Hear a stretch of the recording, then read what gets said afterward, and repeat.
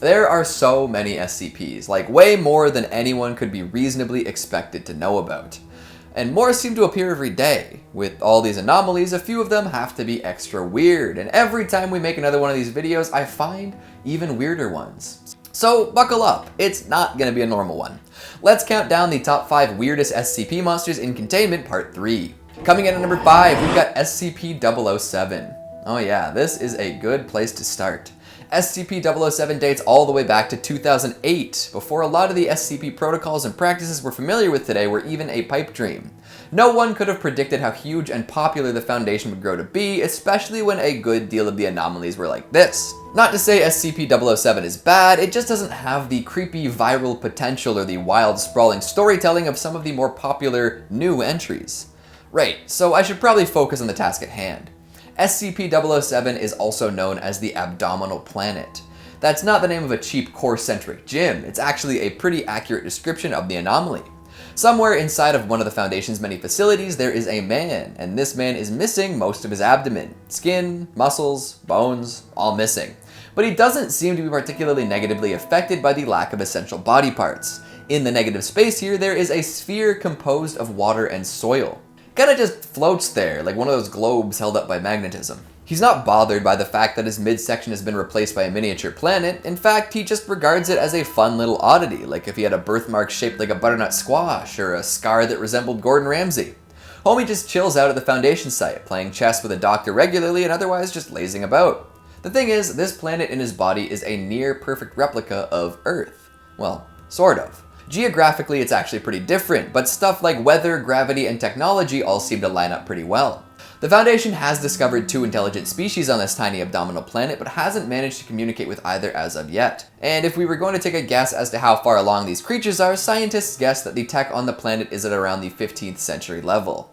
So maybe it's for the best that we don't reach out as giant sentient overlords quite yet. We don't want to blow too many tiny minds. The thing is, nobody knows how fast these little creatures will develop. What happens if the dude with the planet in his abdomen dies? What if the tiny planet denizens discover space travel and colonize bits of the outside world? Is shrinking people and sending them to explore this uncharted world an option? Only time will tell, I suppose. Morty, you gotta flip him off. I told him it means peace among worlds. How hilarious is that? Coming in at number 4, SCP-686. I'm not so sure that I want to talk about this one out loud. It's milk. Like, you'd be hard-pressed to find more than a couple minor differences between this substance and regular milk that you could get at the grocery store. Yeah, sure, there's a few extra vitamins in it, and it causes people to become human cows, but otherwise, it's pretty normal. Wait, what? Oh, yeah, I guess I should elaborate more on that bit. So, this milk is by most measurements indistinguishable from regular milk. However, if a human drinks this stuff, they begin to develop an enormous udder at the front of their body. It starts off with their regular milk-producing organs getting larger and producing more of 686. If they're regularly milked, this is as far as it'll go. However, if you're not up at dawn every morning like a good farmer should be, the milk mutation will develop further. Over the next little while, the affected individual will find that they're developing little fleshy spouts all down their front, which will eventually swell and shift into an enormous set of udders. Just like a cow. Yikes. If the mutation is allowed to progress to this point, it won't just be physical similarities any longer either. The affected individual will start to act more like a cow, too. People under the influence of 686 are said to be more docile and dead-eyed than other humans. They'll just wander around waiting to be milked, and they'll produce 40 liters of the stuff per day, too. Good lord. And there's no going back, either. Once you drink this milk, you are in it for the long run. Folks at the Foundation have tried to surgically remove all of the flesh produced by the addition of udders, but it'll all grow back in due time. And if they do excise all of it, the person in question will be back to their milk-making ways relatively soon. For now, the Foundation has just tried to keep all this milk under wraps and all the folks producing it penned up somewhere. Most people would think that's the best course of action, but there are some Doja Cat and anime fans who might think differently. Coming in at number 3, we've got SCP-279. And here I was thinking that I was done with especially questionable SCPs for the day. Don't get me wrong, the top 2 on the list are weird, but I don't feel as weird talking about them. Funny how that works. Right, so SCP-279 is a plastic vibrator.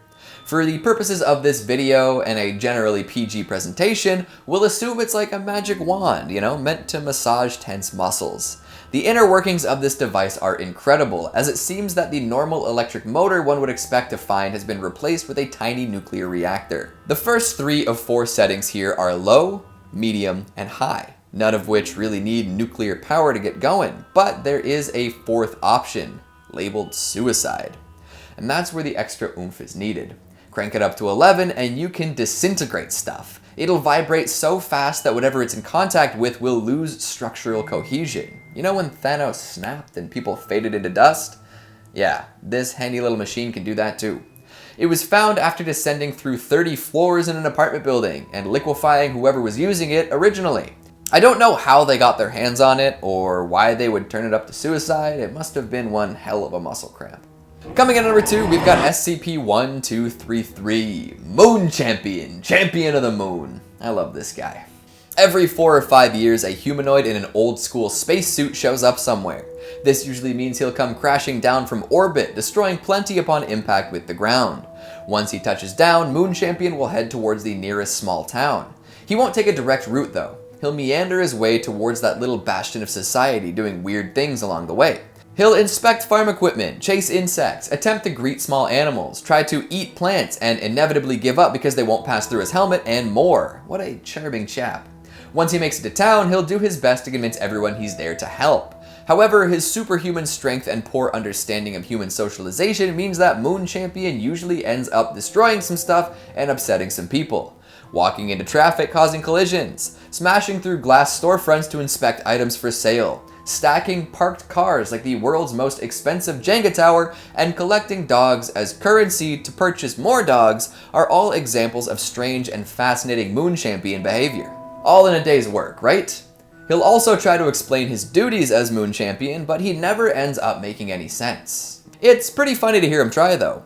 All in all, if you want a really funny SCP entry to read, this is the one. Just make sure you read the security footage log and do your best to find all the tales. Moon Champion knows how to adventure and party. Huh, wow. That's incredible. What the heck? Morty, do you realize how ridiculous that sounds? Yeah, pretty crazy story, Morty. Are you serious? And finally, at number 1, we've got SCP-4233. The arrival of SCP-4233 was like the announcement of a spin-off of one's favorite show years after it was cancelled. It's definitely not the same thing, and it might be a little late, but it still brings some of that elusive joy to the table. We talked about Moon Champion today, now get ready for Sea Champion. Oh yeah. Another impenetrable suit-wearing humanoid causing well-meaning destruction on his mission to do God knows what. Absolutely legendary. This time around, our champion wears an old-school diving suit. Think Big Daddy from BioShock.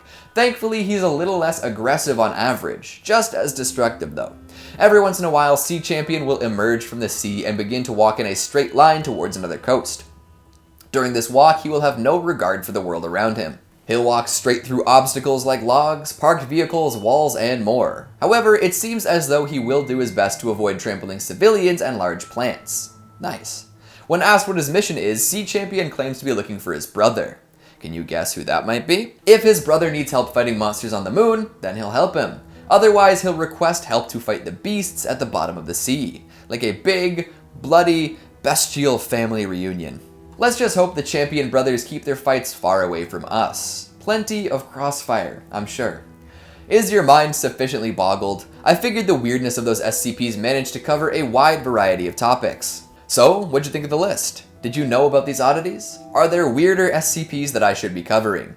Make sure you let me know down in the comments. Speaking of comments, let's take a look at some of your more preserved ones from the top 5 scary horror movie demons that you're glad aren't real. The Unituber says number 6, Succubus, the terrifying entity who plucks one sock from each dryer load and transports it to hell.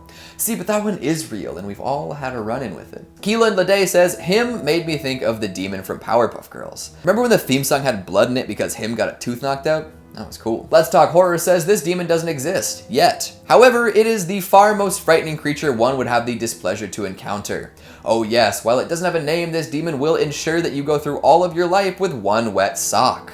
A lot of sock demons in the comments today. Is there something going on that I should know about? Switch Chris says, name one demon from anything you'd like to actually exist. Seriously, lol XD. I'm sure some anime fans would have a few good choices. And that's all the time we have for today. I'm gonna whack a chicken with a stick and see if I get swarmed. Thanks for watching, and I'll see you next time.